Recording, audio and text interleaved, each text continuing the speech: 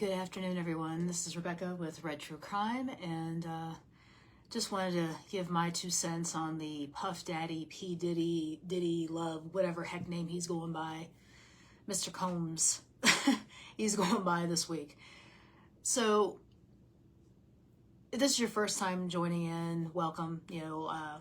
I try to cover more local crime-related things, but, I'm covering this, but this is, it's the topic of every discussion. It really has been, what to do with Diddy. Is he guilty? Is he not guilty? Do you believe it? Do you,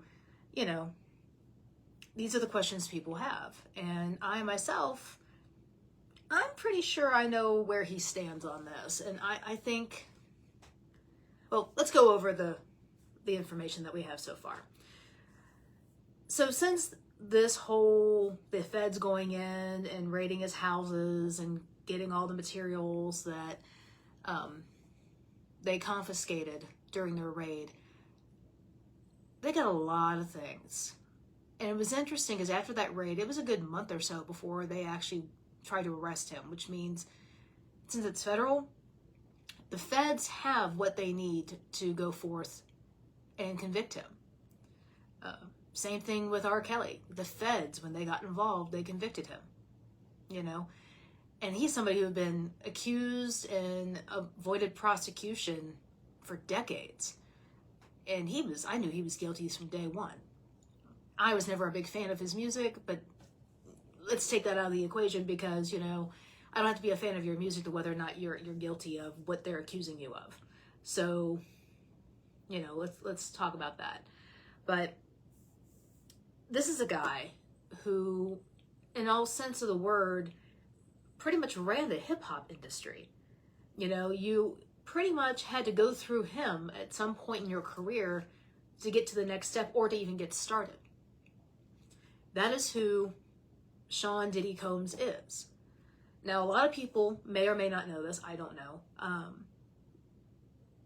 But in my opinion, I think he is trying to be a gangster. I think he's trying to be like the John Gotti, the Al Capone, I don't know who else, Lucky Luciano. Pick a gangster from any era, and that's who he's trying to emulate because his father worked for Frank Lucas. And those of you who don't know who Frank Lucas is, Frank Lucas was a black gangster out of Harlem in New York. Frank Lucas took over for Bumpy Johnson, and Bumpy Johnson ran Harlem around the same time as like Dutch Schultz and Lucky Luciano and all them. I mean, he was the Black Godfather. Bumpy Johnson was, and then Frank Lucas took over for him. Now, Puffy's father worked for Frank Lucas, and turned against him, ratted him out to the feds, and Frank Lucas had him killed. So, and from what I understand, Sean was about 6 years old when that happened. So this is a boy who was around that kind of life, and then he gets into music, which is, in my opinion, the biggest gang of all. I mean, the biggest crime syndicate you can look at. And he blew up from there.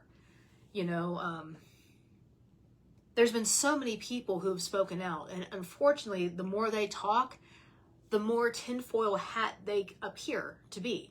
Like, I hate to say this, and I believe what this woman is saying, but I wish when she would, get on camera, she wouldn't come across so like she's on something. And that's Jaguar Wright. I mean, she has said thing after thing after thing after thing after thing, saying it's Diddy and Jay-Z and Beyonce and Mary J. Blige. I mean, she is throwing everybody into this mess. Will Smith, I mean, she's throwing everybody into this, and it's insane, but it's also plausible that this is true.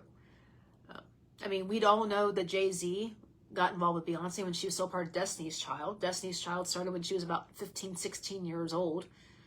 I mean, granted, they're saying that she was 18 when they officially started dating, but I think she was much younger than that.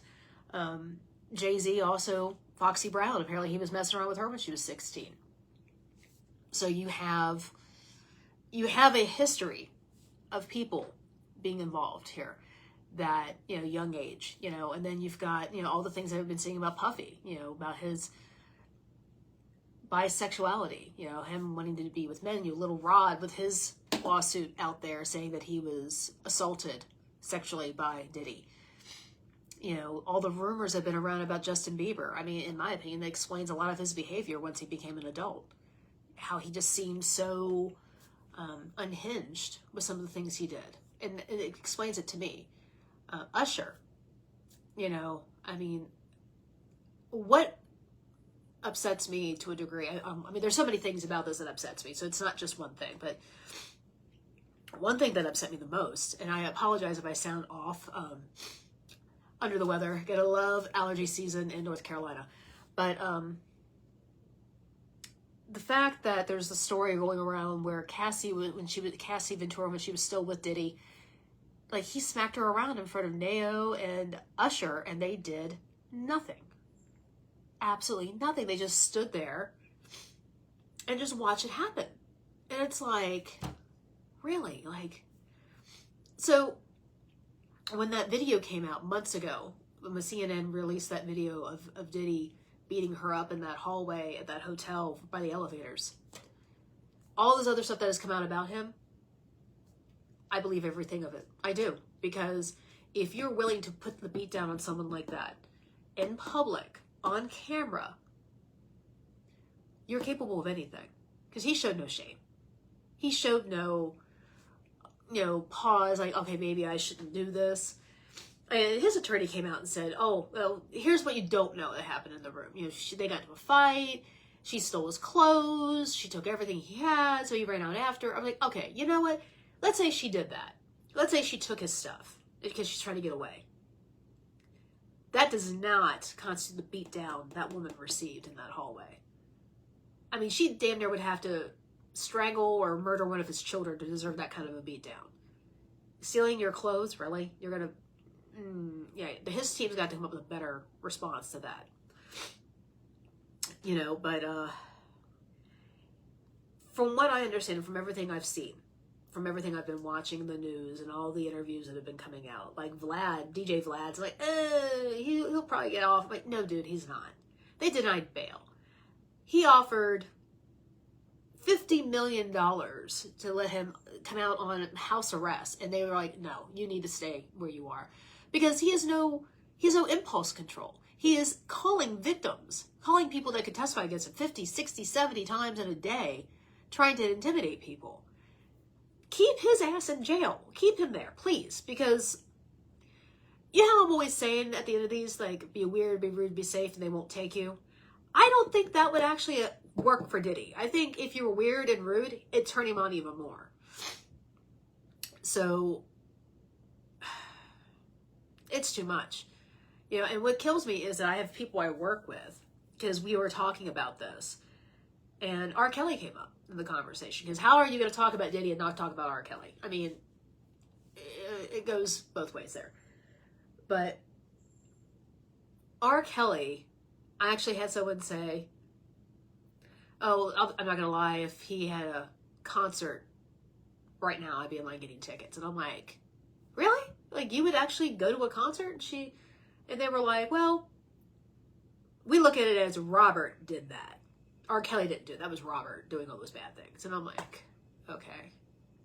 So let's just say you're able to justify it or work your mind around it in this way, to where you can separate R. Kelly, the persona of R. Kelly, from Robert. R. Kelly's funding Robert's bad behavior, so you can't do it. Okay, Robert would be able to do this if it wasn't for R. Kelly. So let's just look at it that way. And I'm waiting to hear that kind of rhetoric or excuse making for Diddy. Oh no, that was Sean Combs doing that. Diddy didn't do that. Or Diddy, it was Sean Combs, not Diddy, or Love, or Puffy, or whatever name he wants to go by. That's kind of where I'm with that. And but from what I'm hearing, he's a complete and total monster. One lawyer got on here on one of those shows, interview shows, and said he's got 120 victims himself. That's not including the ones Gloria Allred is representing. That's not including these other attorneys that are jumping in. Because if Jaguar Wright is to be believed, and I really want to believe her wholeheartedly. I just wish she wouldn't come off so. I don't know. I guess conspiracy theorist type. If she is to be believed, if this could be backed up, he's going to put Jeffrey Epstein and Harvey Weinstein to shame for victims. He is going to put them to shame, because she's saying there's thousands of people who've been victimized by Diddy and Jay-Z. And she's saying Beyonce was involved too. And and my thing is this, if Jay-Z definitely knew what Diddy was up to. They were too close. And if Jay-Z knew, then Beyonce knew. I mean, yeah, they were at these parties. I'm sure she knew. You know, but that puts you in an awkward situation, because if you know your spouse is involved in something, what do you do? I mean, ethically, you report them. You say something. But it's your spouse. So then you're kind of caught between, okay, I report them, they go to jail, I lose them. I say nothing, they're still victimizing people, I could still lose them anyway. So it's one of those, it's a catch-22. But for people to sit there and let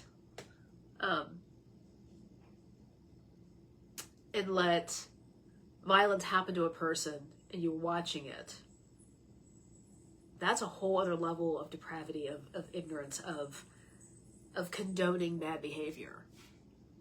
And I don't know how people sleep at night watching that, you know. My late husband had at least had enough sense to do it to me in private, you know. But if he ever acted that way in public and nobody said anything, I don't know, that goes against your karma points there, people. But yeah, like I said, Diddy, in my personal opinion, based on everything that has been put out there, the video alone told me he's capable of anything. Because if you have no impulse control, you are willing and able to do just about anything to get what you want. And from what I understand, he would have temper tantrums if he didn't get what he wanted in that moment. I mean, there's video when he was doing the Making the Band on the VH1, he was watching. He was having those meltdowns because people weren't doing what he wanted them to do. You know, it's on a whole other level of behavior and psychopathy with this guy. And he's somebody that should probably be locked away for the rest of his life. You can't trust anything with this person. He needs to be locked away. I put Diddy in the same category as I put pedophiles, because pedophiles, in my opinion, cannot be rehabilitated. That is an illness, that is a mental illness and a disease that you cannot, they can't just shut that off. I mean, they're always going to have that urge to offend. They're always going to have that urge to take over a child's life like that. Same thing with serial predator rapists. Same thing. Those men cannot be rehabbed. They cannot. So Diddy's in that class. R. Kelly is in that class, in my opinion. Bill Cosby is in that class. I actually had somebody tell me the other day they didn't believe he did any of that. I'm like, really? Come on. You know, one or two women, it's one thing, but when you get like 40 and 50 people coming out and you got the NDAs to prove it, I don't know. Weinstein, I mean, it's like, I blame Hollywood and the music industry for keeping the dirty little secrets hidden, because that's not helping anybody, because those secrets are going to come out. Things are going to be said, things are going to be told, and then you're going to look, it's going to blow up, and it's going to take down a lot more people. Because this lawyer that was on the show with Piers Morgan, I watch him on the daily. This lawyer that was on Piers Morgan, and his guest list was Jaguar Wright. He talked to her, then he talked to DJ Vlad, and then he talked to this lawyer. And she is saying that she had already been approached by somebody who had one of the videotapes from one of the freak-offs. And that the person in the freak-off video, the celebrity that's in that video, is a bigger household name than P. Diddy, which makes me wonder who the heck is this? Is this Will Smith? Because you keep hearing Will Smith was all into kinds of crazy stuff. You know, there's a lot of people involved. Could it be Usher? Could it be Ashton Kutcher? Could it be just about anybody at this point? Because the list of people who attended these parties is mind-blowing. But just because you went to a Diddy party does not mean you went to that Diddy party. Because from what I understand, there was the Diddy party, then there was the after party, and then there was the freak off after the after party. So it's like, I'm sure there's a lot of people who've been to Diddy's house that had no idea what was going on. And unfortunately, your name is mud until you're able to prove otherwise. You knew nothing about what he was doing. Prince Harry has been mentioned being at the Diddy party, but not that Diddy party, you know? Denzel Washington, you know? Cuba Gooding Jr. apparently was part of the freak-offs. You know? So many people. So many people. Hollywood is going to go down in flames. And the music industry is going to go down in flames. And if Gene Deal can be believed, who was one of Diddy's security people, Diddy was part of Biggie getting shot and killed. That's going to open up a whole other realm. I mean, when I remember I was in, oh God, what year was that? Like 97? When Diddy went to court, went to trial over the shooting in that nightclub with Jennifer Lopez. I truly believe from that point that he did that. That it wasn't his little protege Shine. I always thought that was Diddy who did that. You know? But again, like a good mob boss, you push buttons. You don't pull triggers. So if you push a button, that means you got somebody else doing the dirty work for you. And that's something he would have learned from his father, who worked for Frank Lucas. So that's my thought. So I would love to hear anybody's input on this, if they think he's guilty or if he's just being railroaded. Because I don't think this is a race thing. I don't think race even plays a role in any of this. I think he's literally a bad guy, and they've got everything together to put his ass away. Just same thing with Epstein, same thing with Weinstein. You know, sometimes race can play a role in this, but I don't think race has any role in this whatsoever. So, like I said, I think he's a bad dude, needs to be locked away forever. Ever. Like, throw away the key. Ever. But, yeah, I don't think he's going to learn his lesson. I think he's going to be somebody that if he only got, like, say, 10 years and he got out, he'd go right back to doing what he was doing. He has too much notoriety and too much prestige. And I think the fact that Clive Davis is pretending not to know him, that's going to be interesting. Now, granted, Clive Davis is in his 90s, so he may not be completely aware of what's going on around him. But from what this is saying, there's a lot of grooming in place. So it'll be interesting to see what names drop with this. But I'll be talking about this as time goes on, as the case goes on, because I think this is going to be ongoing for a couple years. You know, because they've got so many states, so many people. New York's got him first. New York's got him first. The feds have got him. He's toast. If it was just the state of New York after him, that'd been one thing. But the fact that the feds are involved, they got something. They don't go after you unless they have all their ducks in a row. And they got him. Oh, sorry. So, like I said, this is Rebecca with Red True Crime. Go to my YouTube channel, Red True Crime.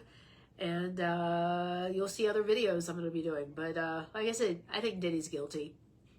Yep. I think he's totally guilty. And I think he's going to go away for a long time. That's my thought. So I'd love to hear your input, your comments. Let me know. Start a dialogue. Diddy's going away for a very long time. So I will say again, be weird, be rude, be safe. You know, if they don't take you, you know, they shouldn't because you're weird and rude. But if you're on Diddy, not a guarantee. And otherwise, have a wonderful Sunday. Thank you for tuning in. And also, I'm in North Carolina. I am hours away from where the devastation happened in Western North Carolina. Please, please, please share any missing posters you see coming out of here for this flood, you know, for Tennessee, North Carolina, South Carolina, Florida. Share them because there's still so many people missing. And these towns are just devastated. So don't listen to this crap that the government's saying, oh, North Carolina's fine. No, they're not fine. They're not fine. My daughter's best friend came down from Asheville. She lives in Black Mountain, and they came down here right after the floods because they actually saw a break and got the heck out. They have nothing. Another woman I know that belongs to the Elks Lodge, her mom and stepdad got out. They lost everything, and they've been told they can't go back for at least 6 months. you've got whole towns that have washed away. And I'm in historical preservation. That's what I do. So many of our clients, because we deal with a lot of government facilities, and a big mess of people, of our clients are up there in Western North Carolina. We don't know if they've lost everything. We have no idea. So we're waiting to hear to find out what we can do to help them get their historical documents taken care of again. But, we've got our salespeople running water and generators up there. I mean, we're doing more than just historical preservation. We're doing life preservation. We're going up there with water and generators and food and trying to do what we can as an organization. But if you see somebody who's making a run up there, give them a pack of water. Give them something, to take up there, because anything, they're not going to turn down anything. They need chainsaws. They need generators. They need food. They need water. They need medical aid, and they need hope. So please, if you see any way to donate, FEMA apparently is not doing enough. They keep saying they're out of money. Fine. But these are small communities. They're very tight-knit. They've lived in the mountains for generations. They're helping each other as much as they can, but they need outside help. And if FEMA's not going to do it, we need to do it. I mean, I've donated plenty to people who've already gone up there, but it doesn't just stop with me. Anybody who can, please donate. And like I said, I'm not talking about Western North Carolina, just them, Tennessee, anywhere around. Do what you can, because they are in desperate, desperate need for help. So, again, I'm going to sign off here. This is Rebecca with Red True Crime. Thank you again for tuning in. You all have a great day, and just be able to look out for more updated videos. Thank you.